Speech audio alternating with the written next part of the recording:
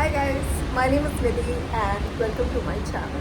So it has been a few days since I made the last video. I'm very new to learning the tool in which I'm editing the video. I hope I'm able to get better with more practice and consistency. This video, another one, is going to be some planned topics that I wanted to talk about. So I hope you enjoy. Alright, so let's get started. First things first, I have made sure that this time the angle is proper. I hope when I'll be editing it, you'll get to see I was able to record it properly. It's also a learning phase for me. So anyone who's watching, I am blessed to share my stories with you people. Great. So moving on, there's a sit down conversation that I wanted to have. It had been a few days that I was thinking of recording videos, not something that I do in day to day and was not coming naturally to me. I had been thinking of what topics can I really pick up on to make my next videos. And this afternoon, I was scrolling through YouTube. I came across one such topic, and it was the tipping culture in the US. So in that particular video, he was basically talking about some trend that is going on in Twitter. There is another social media person who has shared his experience about the tipping culture. There were a lot of responses to his Twitter feed. Now, I don't intend to get into the history of how the tipping really started, who were really responsible, and where is it exactly coming from. But my experience with the tipping culture is something that I'm going to share in this video. Well, my story goes like, backtracking a few years, it was in 2021 that I moved to Canada, and up until 2023, I was living in Canada. I went there for my education, and then I worked with a startup company. Whenever you're going to a new city, country with no backup, overall new experience, starting from how their currency looks like, finding yourself a house, friends. I only knew that I'm going to study there. I still remember I was so petrified. It was during COVID. I had to get a lot of extra documents with me while I'm making this transition from one country, and not directly to Canada, but to many different countries. I clearly remember the night that I landed in Toronto. I was waiting near the conveyor belt, almost 32 hours of flight journey. I was very drained. I didn't have any energy, but I was somewhere excited and scared of what my next minute is going to look like. As soon as I stepped out of the airport, I called myself a taxi. I am someone who has very little knowledge of cars, of gadgets, and that was the first time that I called, didn't know back then, a limousine for 10-minute ride, and paid almost $80 for that. In my defense, when you're new to a country and you know very little the whereabouts, you only have your source as your savior. Now, it was already a few days in Canada. I had preliminary settled myself in. Now, what I needed next was a job. Those days are so clear in front of my eyes. Now, if I had to look for a job, I was definitely trying for something that I could get in my field.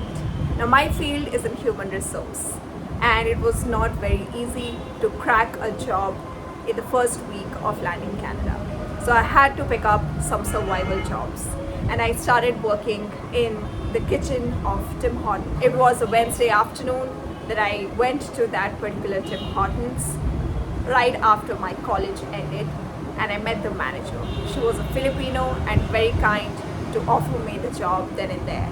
Started the very next day. It was a 24/7. We had drive-thrus, we had a restaurant set up, and takeaways, all those things happening. So it was always in rush.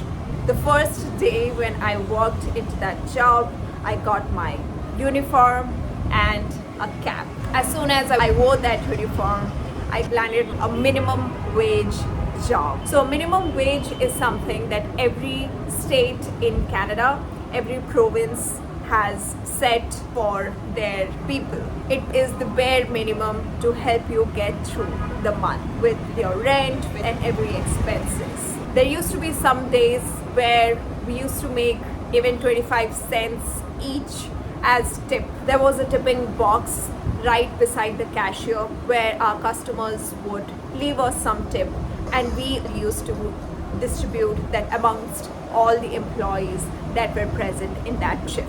That's how we some days made $5 to even 25 cents. But deep down, I had realized, even though I wasn't coming from tipping industry, or I wasn't as a customer paying a lot of tips in India, I knew these were not going to make any difference in my base salary at the end of the month. So that was my first counter with the tipping industry as an employee of the restaurant industry. After a few months, when I landed my field job in human resource, there were a lot of instances where I could afford to go to a restaurant. With employees, with friends, with colleagues, I realized if it's a set culture that's coming from my organization that I'm working with, as an employee, if I'm taking my fellow colleagues out for a meal, and if that's a culture within the organization of the tipping, I would follow that. But if I'm going out for a meal out of leisure with my friends or with my roommates, if it's the first time that I'm going out with them, I would have an understanding of how much tip would they pay. If it was by myself, let me tell you, there were times I went giving no tip. So I was a big fan of fish and chips. There was this restaurant, I clearly remember, Salty's by the sea.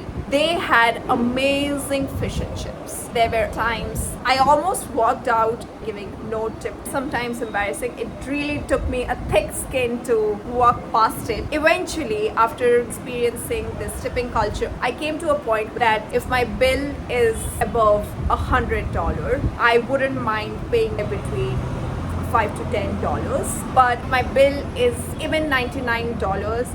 I am walking out with no tip. But quite literally, some of the other arguments that my friends would say, it would also depend on how long did you occupy that server for. So what my friend really meant here was that your tipping mentality should be something based on how long are you occupying the table for, versus I thought, how much am I really paying to the restaurant? I almost went to every restaurant thereafter with that mindset that I don't really care how much guilt is that going to leave me. I am really going to walk out of that restaurant. If it's a $99 bill, there's no tip. That was something that I wanted to talk about, the tipping culture. Now you can let me know your comments below. Have any particular questions, and I would be really interested in sharing and being consistent.